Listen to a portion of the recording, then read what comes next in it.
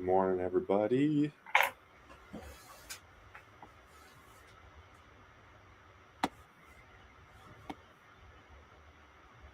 Good morning. All right, let's see. I'm gonna do this. I gotta do this. Gotta drop it in the chat. Let's see here.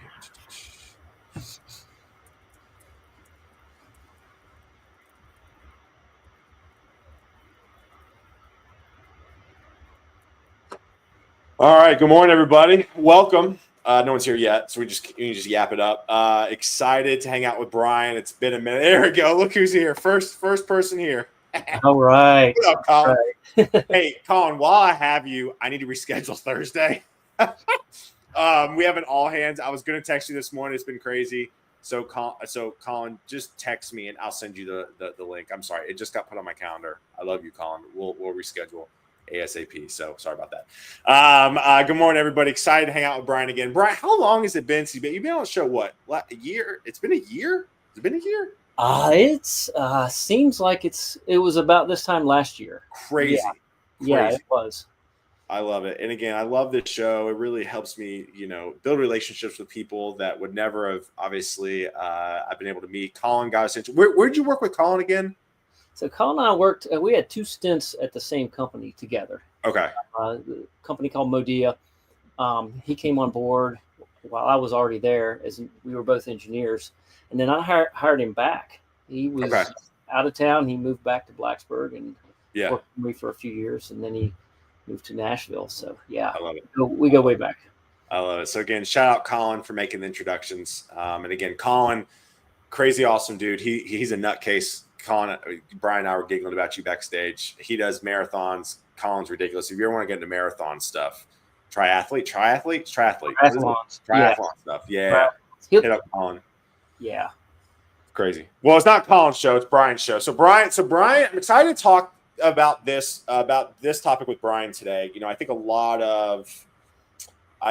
I told Brian backstage, I think when it comes to the job search, I think everybody thinks leadership has it easy. Oh, you're in leadership, they know everybody. But we're gonna talk about Brian's search. I mean, Brian, how long were you on the search for? It took me 18 months, almost 19 months to find a job after the company I'd been working for lost funding and we had to shut down. Close the doors. Yeah, so 18, 19 months. So we're going to talk about it. First and foremost, again, want to make an announcement. Whatever Brian yaps it up here, it is reflective on his views, not Republic. Not that we're going to say anything controversial, but we got to say it. But again, it's going to be a great conversation today. For those of you tuning in, say, hey, we'd love to hear from you. Again, this is a networking platform. I say this, and Brian understands this. Guests are secondary on the show. This is a networking platform to where you can show up, say hey to people in the comments, engage. We're actually on the Discord now. We're live on our Discord, so you can come in under our live streams chat, and you can chat it up as well. We got people in the comments as well. So again, just please say hey, engage. I think networking has changed pretty drastically, and the best way to network right now is just show up in these streams and say hey. And Brian, I'm sure we're going to probably talk about some good networking tips when we dive in. Want to give a shout out to 2 people. Obviously, first and foremost, AppWrite. I am a AppWrite hero. And so if you have not checked out AppWrite, highly recommend you do so. Great piece of software. So go check them out. Also, too, as always, shout out Torque, man. I mean, again, I know they're employing me, but really understanding community and the importance of it. All 3 leaders, all C-suite leaders at Torque are all former engineers. They understand that engineers want to be approached at a different level than just being running ads and traditional marketing campaigns. And they've brought me on and empowered me to grow community as a non-software engineer, right? So again, I'm super, super grateful to be here. I want to give a shout out to people tuning in. We got a full crew this morning. Outside of Colin, we got Ricardo, Jason. He is another Torque community lead on my team. Taya, Richard, Trey, Katie. Shout out Katie. Katie redid our entire Discord for Torque. It is awesome now. So go check it out. Shout out Katie for doing that. Jeff is I'm going to go ahead and call it Jeff's our first ambassador. Surprise, Jeff. You're our first ambassador. I haven't even told you this. I'm just super impressed Jeff understands the power of community, and thankful for him and everything he's doing in our torque community as well. Chris, Dane, it's good to see you, man. It's always good when Dane hops in. Had the opportunity to work with Dane a few positions ago and place him at a job. Kelly, it's good to see you. Also, yeah, it's so funny. Appright has 2 heroes on the torque team, me and Jason. So there you go. We got to do more with Appright in 2025. JC, it's good to see you. And then it's good to see you, Lights. It's good to see you, man. All right, so Brian, let's give the people what they want, man. Who are you? What do you do now? And we'll dive in. All right. Brian Walter, Software Engineering Leadership. My title is Director of Software Engineering for a company called Republic. Republic's out of New York. Actually, we have 2 offices, one in New York, one in London. But I was brought on recently to head up the engineering team and build a team of engineers for a project that has just kicked off. And so my goal is to build a team the right way, build a product well, but we are a 100% startup at this point. This project. So I love it. Yeah. What else did you ask me to say? Man, we didn't kick it off. Again, I don't rehearse any of these things, obviously. So we're just this morning. So Christmas is coming. First off, do you have the presents bought? Like are gifts purchased? There are a couple more stocking stuffers that I legit forgot about stocking stuffers. Yes, but last night I finished the main shopping. Stocking stuffers are. Well, there you go. Yeah. Stocking stuffers are hard. I gotta text my wife. Yeah. Give me some idea of stocking stuffers. Anyways, all right. Next thing, any holiday traditions, Christmas traditions that you do with your family, or just you that you really try to do every single year? Is there one thing you always try to do? Every Christmas for me is centered around my immediate family in the big way. Okay. Christmas Eve, my daughter and I make homemade ravioli.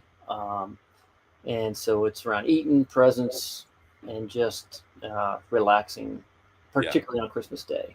I love it. Do you have any movies you guys try to watch at all or anything? We do a lot leading up. Okay. Yeah, we watch Elf is probably our favorite. Just watched Elf last night. It's so good. I was giggling. That movie's so old, and I still giggle at some stuff, man. Yeah, absolutely. I love it. Yep. I love it. All right. So people like listen to the Christmas episode. I mean, I'm sure people talk about Christmas movies all day.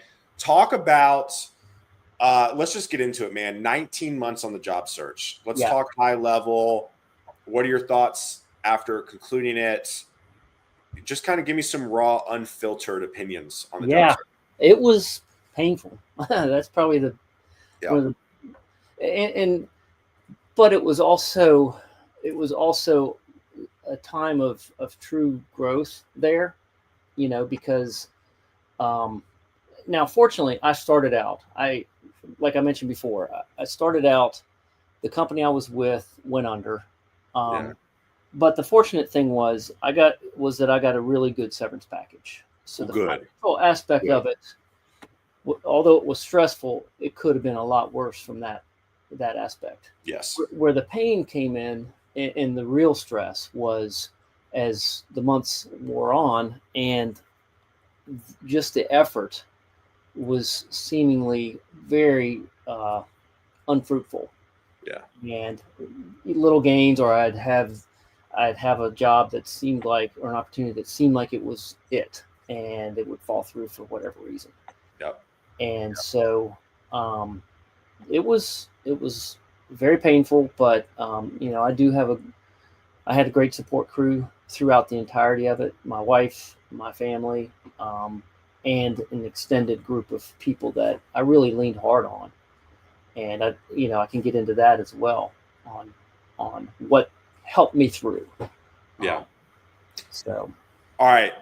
I'm sure there's a lot of we're going to get into a lot of things here. I asked Brian if we can go a little over. He said yes, but I don't want to take too much of his time. Talk about, let's get into the emotional side of it, right? We can get into the tactical side. You said it was tough. How did you feel when you got the notice? Maybe what are some things? So how did you feel? And then what's like one or two things you started to do immediately? So I had heads up because, like I said, I knew we were going to lose funding. I worked with my CEO at the time.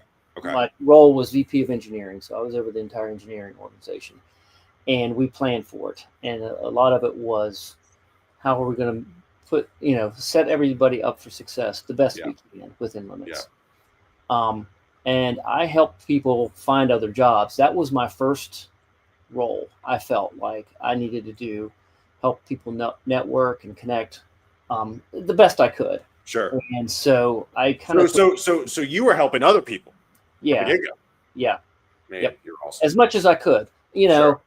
I also had to start, I didn't just jump in full bore because I needed some time to recoup a little bit and take time away. And I took about 2 weeks, and I had been unemployed before, and I started going the same route. Hey, I'm on LinkedIn. I'm just starting to apply for jobs, and immediately found out that's not the right way to do it. It's a whole different ball game than it was the last time. And what I knew from the start was going to be tough was that I live in Blacksburg, Virginia. I live in an area that doesn't have a significant amount of engineering leadership. It's not a bustling. Yeah, there's a fair amount of technology, but what I've been experienced in and what I think I'm good at, the opportunities are really small. So I didn't want to relocate. That was my first hope, is to stay where I am, and that meant looking for remote jobs. And immediately that shrinks your opportunities in a very, very competitive space. Engineering leadership, remote positions, it's tough. Yeah, so. I love it.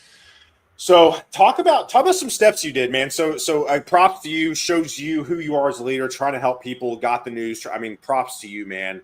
Let's talk about you. What are some things you did kind of initially to start? Because I think that's where because I had dinner with Colin the other night, and Colin and I talked about I think what you do in the first week or two really may or may not set you up. There's some, it took you 19 months. You could say, well, Taylor, what he did in the first 2 weeks, 3 weeks didn't really help him. I would disagree with you. I think that's a lot of the market. But talk about some things you started to do, put into place immediately. I would say I made mistakes. And let's talk about them. Yeah, alluded to it. I thought that, because there were such a plethora of postings, particularly on LinkedIn or any job boards, it was not going to be a significant effort. It was going to be, okay, I just have to find the right one. And so that was my immediate thought. I just need to, to get the right one. And I made the mistake of thinking that I just need to get some kind of, spray and pray type approach. Yeah. It was a little bit, that was really the biggest thing. And I quickly realized that this is not going to work. And what made you quickly realize it's not going to work? I think I know the answer, but I want you to say it out loud. This is how many responses I got, and you're not alone. I have so many DMs right now that the cold apply just does not work. Yeah. And can you talk about it from the hiring manager side real quick? Why that's the case right now? Because you get so many applicants, it's such a very difficult thing to weed through those. And if you don't have a connection with somebody, or they just, for whatever reason, just stand out above, and beyond everybody else, it's so hard to get through that initial stage. It's harder to get that first interview, that phone screen, than it is to move beyond that. And so that's why the power of just using somebody that you network with, that you make a connection with, that you can come in a different door today. Is so vital and so crucial. Okay, so you were mass applying. Yep. Not working, zero response. How? Because I think people really don't get this. They're like, well, I'm going to keep doing it and think something happens. How quickly did you pivot your strategy? Was it a week, 2 weeks, 3 weeks, a month? What was it? It was a couple months. And a couple months. Okay. Yeah. And here's what changed too. I joined a group of folks through a program called Never Search Alone. I don't know if you've heard about it or not. Oh, I love that. Basically, it's a volunteer-run group.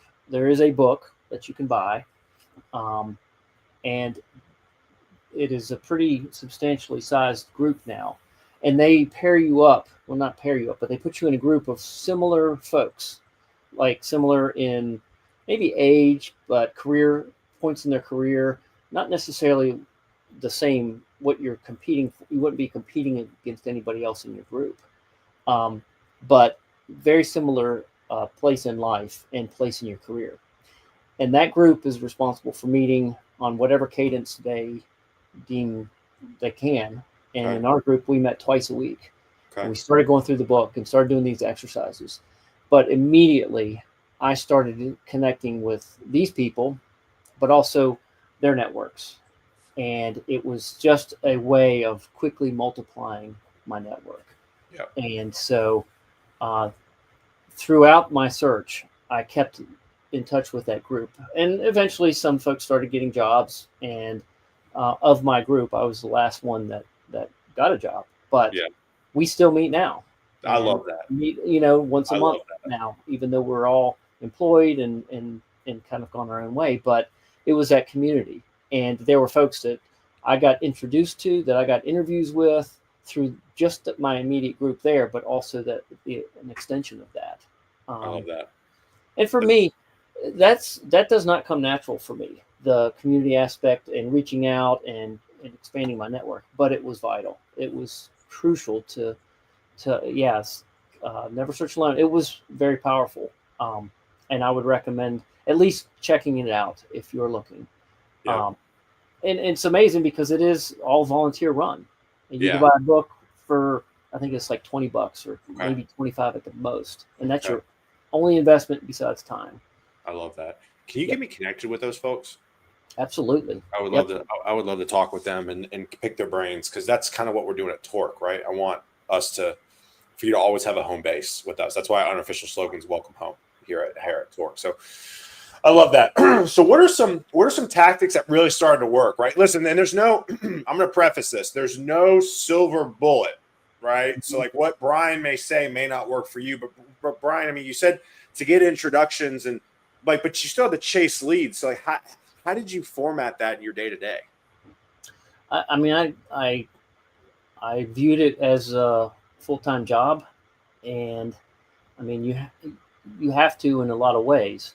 You have to. Yep. And when I did find a job, whether I had a cold call or a lead that somebody had provided for me, I spent the time. I made sure that the application was tailored to the job description. Yeah. I made sure the cover letter was,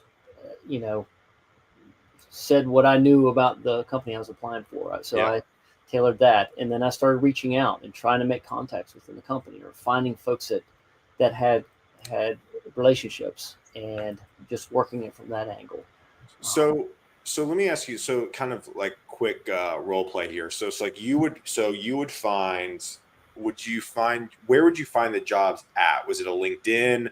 Was it just a general job posting? And then what would you find the company page on LinkedIn and start connecting with people there? Like, what did that look like? Yeah, it was the general LinkedIn job posting, or somebody would give me a heads up on a role they thought. And there were a couple companies that were much larger that various roles would come up, and I would work those connections. To get the first interview.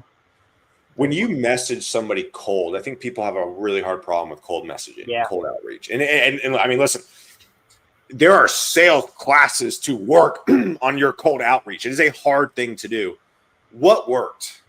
Not much. Okay. Well, love the honesty. There you go. I will. Yeah, I will be absolutely honest there. It was, I would say, probably 95% of the cold outreaches I tried, I would not get a response. All right. So Brian, you're not giving a lot of hope here. You said, yes. You said, well, hold on. So you said 0% of outreach DMs work. Now you're saying only 5-10% of cold outreach DMs work, and that's okay. I'm just speaking the reality of what is going on right now. Yeah. So how how did you turn the 5% of responses back to you into something? Well, let me back up by Yeah, saying, please. my opinion is that the cold responses are just very, very difficult and very hard to get some, because I know from my end of it now, I get, I don't know how many requests to connect on LinkedIn a day. And unless you really stand out in something in your message, that's not going to work. The what does work is getting an introduction from somebody else. Okay. And it, hey, here's Brian, just want to introduce you to him. He'd love to pick your brain about X, Y, or Z, and that way starting a relationship, because it's like you've got a reference to somebody that they know and trust. Right. That's what really worked for me. So then where did you get the intros from? How did you get intros? Just through networking, through Okay. people that I already knew or had a relationship. Hey, I see that you're connected to this person. Yeah. Can you provide? Yes. Can you provide me an intro? Okay. And when I had got those intros, and they may not even have been an intro for a job or anything like that, but it would always ask the question, is there anybody else that you can introduce me to and that's how I was really successful in expanding my network, is getting the next intro or the next 3 intros from that person. Was LinkedIn your best friend through this? It was a love-hate relationship, but yes. Well, were there any other resources that you used that you seem to, again, I mean, if we're talking about it, out of 200 DMs you were sending, it may sounded like you only were getting 1 response. I mean, based off what your stats, you were saying every 200 was 1 response back. Outside of LinkedIn, did you have any other avenues that you were consistently hammering away on? Not besides like pure email. Okay. And a few other platforms that were consistently that I focused on or that were very successful to me. Did you by chance did you open up your phone and like kind of go through your old contacts, see if everybody was in there? Did you do that at all? To some extent. Okay. Yeah. Okay. So you were on the search for 18 months. Yeah. I think that terrifies a lot of people hearing that, especially again for somebody kind of your caliber of a senior level. Again, I want to go back to the emotional side of it, right? I mean, you're getting rejected or getting ghosted probably way more often than people realize. What kept you I mean, I know what kept you going is like getting a job and providing financially. I understand that, but can you talk about just some doubts maybe you had or some kind of get into the mental side of it? Yeah. I started, you immediately start and throughout doubting your ability to lead, to stay up to date on the latest technology. Yeah.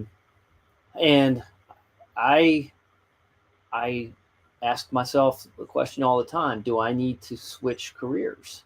Really? Yes. That even creeped into your brain. Well, and let me give a little bit more context to that, because I started consulting, and I started consulting for an old friend of mine that just hit me up and said, hey, he had seen that I'd done an Ironman triathlon last year. Oh, I forgot you're a triathlon guy too. Yeah. That's really Colin's nice, I forgot about that for some reason. Okay, both of y'all are nutcases, but yeah.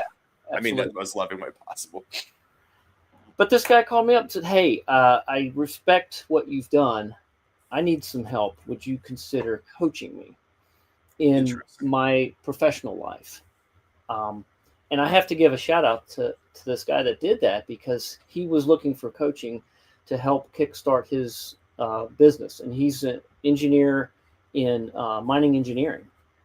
Field I knew nothing about. Yeah. And as I started formulating this relationship with him, I learned about his business. I learned about mining engineering a bit, and continued to consult with him until 2 months ago. And so I was questioning, is that something that I should go into? So still engineering, but just not Yeah. just not pure tech, I guess. Not software engineering, SaaS. not software development. Mining engineering is literally digging in the dirt. Yep.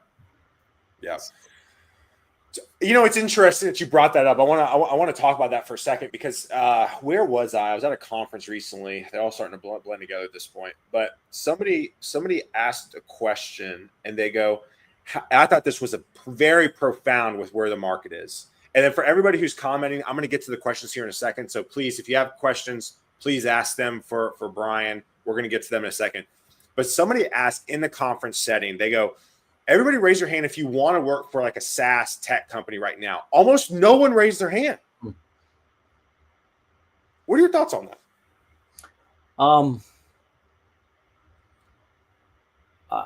Where my sweet spot is building a team, right, and building software with the best practices, nurturing that. Whether it's a SaaS company or a smaller startup like I'm in right now, as long as I can do that, I don't have as much of an opinion on what that looks like. And so, but I guess, are you asking more from the opinion of, a larger company, or just a general state of tech? I think like why people are picking that. I mean, it's a competitive landscape in the SaaS industry, and depending on the companies that you go with, it's tough, and there are a lot of cutbacks you hear about, and everybody wants job security, but there is none really today, and startups certainly are open to failure, but so are SaaS companies. So I don't have a strong opinion on that really, but for me, it's all about being able to get into a position where I can, personally affect how we build and nurture a team and build them up and manage up and manage down. Right. Absolutely. I think too, my hot take is I think the non-SaaS tech focused companies have almost been overlooked the last 3 to 4 years. And I think there's a huge opportunity for you to really move the needle in those type of non-tech SaaS companies. Because I think there's a lot of problems that still need to be solved. I think everybody they wanted the sexy of SaaS and startup life and all that. And I think the market shifted. I think you can make still a huge impact, like you just said, like in mining or, whatever. I do want to get to some questions here. I can't believe it. Technically, we're almost at time, but this is so good. So we're going to keep going here. Let's see here. Let's see here. We got a bunch of comments I'm trying to sift through here. Does anyone actually read cover letters? What was your experience with that? No. I mean, probably a low percentage, but you still want to put the time and effort into them. Because for me, I read cover letters, and if you don't have a cover letter that has something that catches my eye, I know you skipped that step. And I care about them, but maybe I'm in the minority of hiring managers, but I care about them. There you go. Let's see here. Out of curiosity, and this is for Barrett, but I think this is good. How many people have looked at that built products with users? Do those kind of stand out to you? What are your thoughts on this? How many people have looked at that built people products? That have built products maybe in their spare time or, from a volunteer perspective? Oh, I say. Yeah. Anybody that's doing something aside, side business or side projects, absolutely. That's something that, it shows greater initiative. It shows greater desire to get themselves ahead. Absolutely. Is that kind of the aim of the question there? Yeah. Just trying to separate yourself out in the sea of cover letters and resumes and stuff like that. Yeah. Because you want to be able to differentiate. And those are the things that I look at. Is it somebody that's just been, developing code? I want to see other things. I want to see well-rounded people, and I want to see people that are energetic and go the extra mile there. I love that. How did you? Okay, so then tell me this: how did you get the job at Republic? Former boss hired me. Get So out it of was town. And then connection. how did that boss? How did you connect with that boss? I connected with him early on in my search. Oh, really? So it Yeah, was an early on part of the search. it was early on. He didn't have anything available, Okay. um, but we had a call, and he's like, what's going on? What are you looking for? If anything comes up, I'll let you know. And it was probably a year later after that first connection, and I kind of would DM him every now and then. But finally, he said, "Hey, are you still interested? I've got something." And I said, "Absolutely, let's talk." That's awesome. So I'd worked Talk- for him before, and he knew my skill set, he knew my background, and all that. So, and again, I want to reiterate this. I want to reiterate this. If you get anything out of this, a lot of times the people you talk to at the beginning of your career, of your job search, are typically the ones, in my opinion, that usually come back around, but it doesn't happen immediately, which is why you have to stay at it. Absolutely. And let me say this too: every almost every interview that I got in my search came from a former connection, a close connection, either a There you former go. coworker or somebody that I was close with. That they knew who I was, they knew my skill set, and were able to vouch for me beyond just a reference. And that's an important thing. I think I had one interview that was purely a LinkedIn response Like a application. rando. Yeah, but everything else was a direct connection. And some of Love them that. were like from 2 jobs ago or 3 jobs ago. I love that. Talk to me about your follow-up game. I mean, one of the things I talk a lot about, do you feel like you did well with follow-up? Do you feel like that's something that maybe you could have improved on? How did you stay up with follow-up? Talk to me about that. Yeah, I think I did pretty well, Good. uh, Good. because you can't just let it drift and then try to reconnect with somebody 6 months later and say, "Hey, now do you have something?" It doesn't work that well. It's just keeping in touch with people, and um, certainly the immediate follow up. Every time I had an interview, I would send them a thank you, uh, and point Talk, out, talk, talk about that. Talk about yeah, that for a second. every single interview, it's vital, because and you usually don't get a response when you follow up that way, but they see it and they read it and they appreciate it.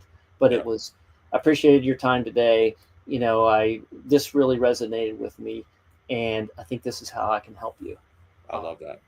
These are my strengths, that what we talked about, And or you're maybe something that probably, I didn't get to put in." yeah, you're probably pretty explicit. I mean, like I think right now, like you have to be like, Yep, yep. I love that. And just keeping in touch. That's a lot of, there was one opportunity that seemed to come along, would wane in, and I had probably 3 different interviews over the course of probably 12 months, and it Yeah, didn't work out. But I would continually reach out to the recruiter and say, "Hey, still interested. This is what I've learned since the last time yeah, we talked." yeah. Absolutely. And then Trey comes in here. I think it's so true here. I think developers should stop listening to Twitter, as in Yeah. chasing the new hot tech. Most of the internet is built on PHP. No one talks about it. Thoughts on this, Brian? Uh, I agree with, don't go chasing the newest hot tech. Yeah, And from a developer standpoint, engineering is engineering. I mean, I don't want to say that lightly, sure. but what I look for are people that understand how to code and how to code well, Yeah, um, and the nuances between whether it's PHP or any other language, yeah, JavaScript. yeah, Um, I can I A good engineer knows how to adapt to different languages. As long as you have a good sense of how to build well, and how to work well on a team. That's what I care about the most. yeah. Absolutely. As we wrap up here, Brian, I want to give you last little bit of minute or two to maybe say anything maybe we haven't covered. Any words of encouragement for people who are on the job search right now? Um, Keep at it. It is tough. It is Yeah, tough right now. yeah, We're dealing with a lot of things that weren't out there 5 years ago. Particularly just the amount of people that are applying for different roles right now. Find somebody. If I mentioned never search alone. If you look at that, but also find a support group that you can really lean on heavily. And I had more people that I would meet with outside of that group on a regular basis that would keep me accountable and encourage me through it. Whether it was grabbing a coffee or a virtual coffee or beer or something, just keeping in touch with people, because when you're down, they'll pick you up. I love that, man. I love that. So good. All right, last few kind of random questions here as I wrap up every episode with. Again, Brian, thank you so much. Time flew by. I have no idea what happened at the time. That was wild. So for those of you, please go connect with Brian. Yes, again, connect with me. I will answer if you DM me on LinkedIn. Yes, but make sure when you send people notes, include where you saw them, include something, right? Brian, I don't know if you have any thoughts on that. Absolutely. Don't just send me a connection request, because I'll look at the request and say, how does this person, why are they reaching out? Are they trying to sell me something, or did they hear me on Taylor's show? Yeah, absolutely. So please go connect with Brian. All right. So last few questions. If you have any questions, throw them up in the chat as we kind of wrap up here. There's definitely kind of a little bit of a lag with StreamYard in this, so ask any questions and we'll try to get to them. But Brian, so first question is, if I told you that tomorrow you couldn't do anything in tech, surprise, I know you just got this job, but let's say you woke up tomorrow and said you couldn't do anything in tech, but I'll pay you the same, if not more money, what would you do? Oh, that's a tough question. If I was 30 years younger, I'd become a professional triathlete. There you go. There you go. But it would certainly be something in that realm. Athletics has been a huge influence in my life. Okay. So it may be something, coaching potentially, if money was less of an issue. But because there was so much that athletics taught me that has been influential in my whole professional career. Yeah, I love that. Outside of triathlon stuff, what do you like to do outside of work? I love the outdoors, hiking, fishing, canoeing, kayaking. We have the New River around here. Spending time with my family. I'm a Virginia Tech graduate, so everything orange and maroon around here. Football season, basketball season tickets, track and field, anything hockey sports.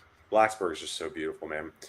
Next time I drive through there, when I get to Roanoke, we'll need to grab a beer or something. Absolutely. All right, Trey comes in here, and then we'll get to Trey's question, and we'll wrap it up. My last question, Brian, what is your ideal engineer from a team perspective? The type of person you want to work with? That is a great question. I mentioned teamwork.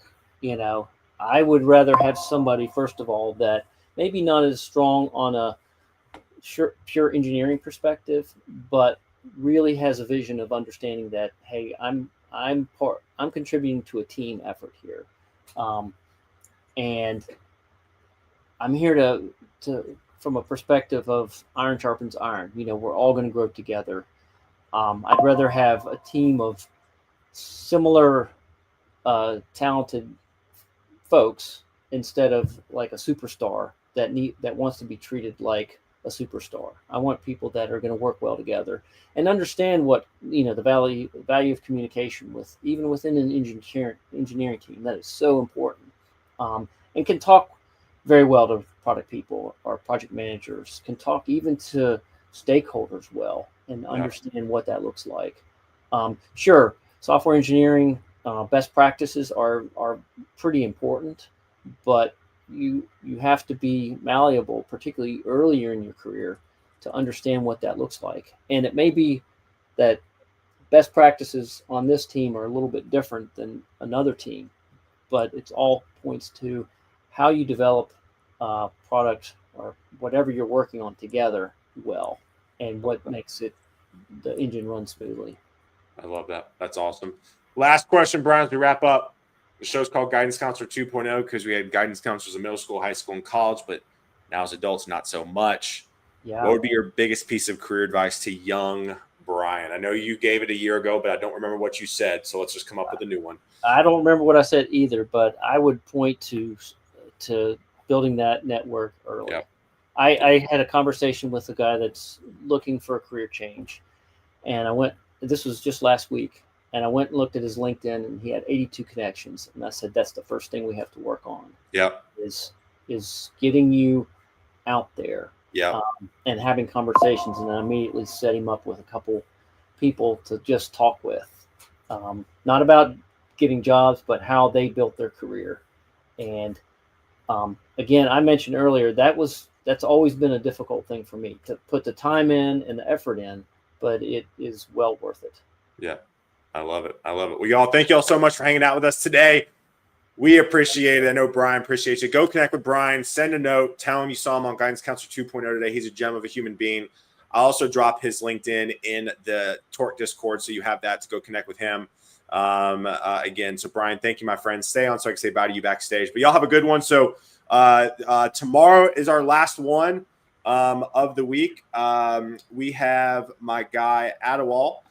He is a staff, or ACE. People call him ACE. He's a staff advocate engineer at Block. So he works on Angie Jones's team and Rozelle's team with the Web 5 kind of ecosystem. So ACE is from Amsterdam. So he's going to be on the show tomorrow. Going to be talking about all things AI themed right now. It's going to be a great conversation. So y'all have a great one. We'll see y'all tomorrow. Last Guidance Counselor 2.0, actually of the year, tomorrow. So y'all tune in tomorrow, 9:30 a.m. Central. Brian, thank you, my friend. Y'all Merry Christmas. Thank you. Merry Christmas. See y'all.